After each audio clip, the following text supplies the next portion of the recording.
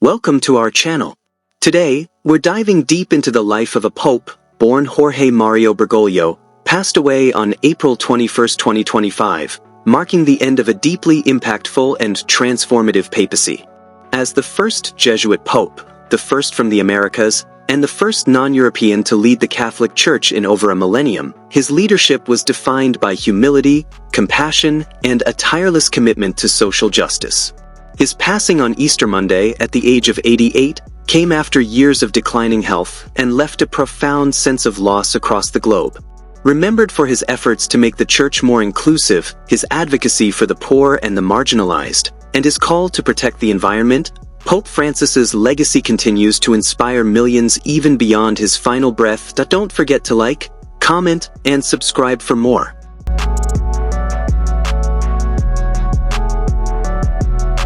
Buenos Aires, Argentina, would go on to become known worldwide as Pope Francis. The son of Mario José Bergoglio, an accountant, and Regina Maria Sivori, a homemaker, Jorge was the eldest of 5 children. His parents, Italian immigrants, had left Italy during Mussolini's reign in search of a better life in Argentina. Growing up in a modest household, Jorge received his early education at a Salesian school and later pursued industrial chemistry, working briefly in a lab. However, after a near-fatal illness at the age of 21, which led to the removal of part of one lung, he reconsidered his path and felt drawn toward a religious vocation. In 1958, he entered the seminary and joined the Jesuit order 2 years later. Despite initial uncertainties, Bergoglio fully embraced the Jesuit mission, taking his vows in 1960 and committing to intensive studies in philosophy and theology. His ordination as a priest came in 1969, and soon after, he began teaching and mentoring seminarians. He also studied further in Germany and made a pilgrimage to Jerusalem.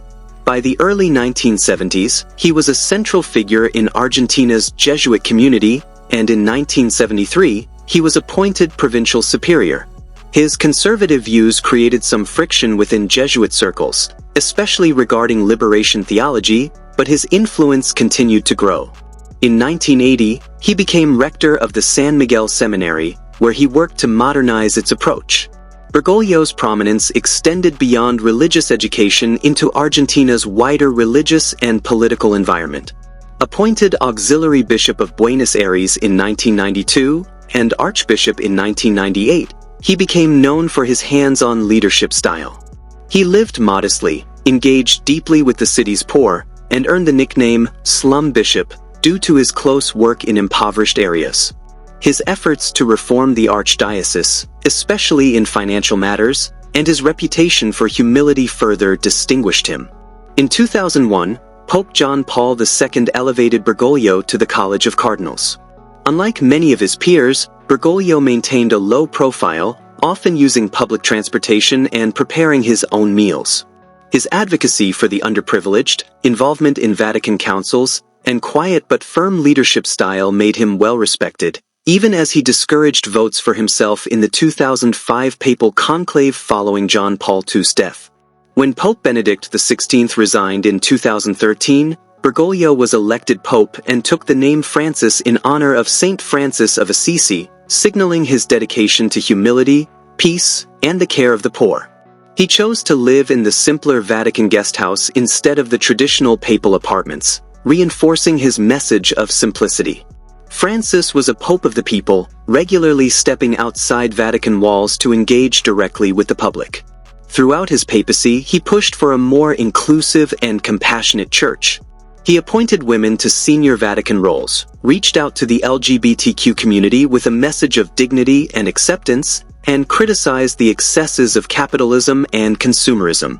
Though he upheld traditional Catholic teachings on marriage, his pastoral approach softened the Church's tone on many contentious issues. A champion of environmental causes, Pope Francis published encyclicals like Laudato Si, urging action on climate change and environmental protection. His influence extended into global diplomacy, playing a part in re-establishing U.S.-Cuba relations, negotiating with China on bishop appointments, and speaking out against anti-immigrant rhetoric, including from world leaders like Donald Trump. He consistently called for compassion toward migrants and displaced people. In 2022, he made a historic apology for the Catholic Church's role in the abuse of Indigenous peoples in Canada.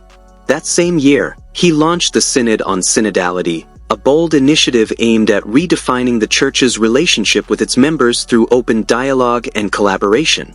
These actions reflected his broader mission to heal divisions and promote a church that listens and evolves with its people. Francis's papacy was not without controversy. During Argentina's dirty war, some critics accused him of inaction, though later evidence suggested he had worked quietly to protect victims.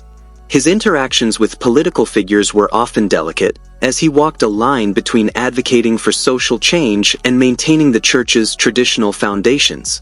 As Pope, he worked hard to reform the Vatican's financial systems and increase transparency. He also focused on decentralizing church authority to foster more inclusive leadership. He canonized figures such as Mother Teresa and Oscar Romero, and consistently prioritized pastoral care for those on the margins of society. During the COVID-19 pandemic, Francis became a voice of global solidarity. He emphasized the need for public health equity and economic support for the vulnerable. Even as his health began to decline, he remained active in promoting peace, defending human rights, and using platforms like social media to connect with the faithful around the world.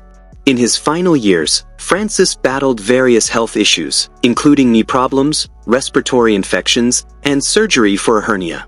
His condition worsened in early 2025, and on April 21st of that year, Easter Monday, he passed away at the age of 88, following a hospitalization for severe respiratory complications. Just a day prior, he had made his final public appearance, meeting with U.S. Vice President J.D. Vance. His death marked the beginning of the traditional mourning period and the selection process for the next pope. At the time of his death, Pope Francis had an estimated net worth of $16 million, accumulated from his religious vocation, modest business ventures, and endorsements. Though his material wealth was notable, it was his spiritual and humanitarian impact that defined his legacy. Honored globally for his commitment to peace, human rights, and environmental protection, Francis left an indelible mark on the world. His papal motto, Miserando ac elegendo, meaning, by giving mercy and by choosing, summed up the essence of his ministry. In the years after his death, his influence endured through books, films, music, and countless tributes. More than just a religious leader, Pope Francis was a symbol of hope and compassion, who redefined what it meant to lead the Catholic Church in the modern age.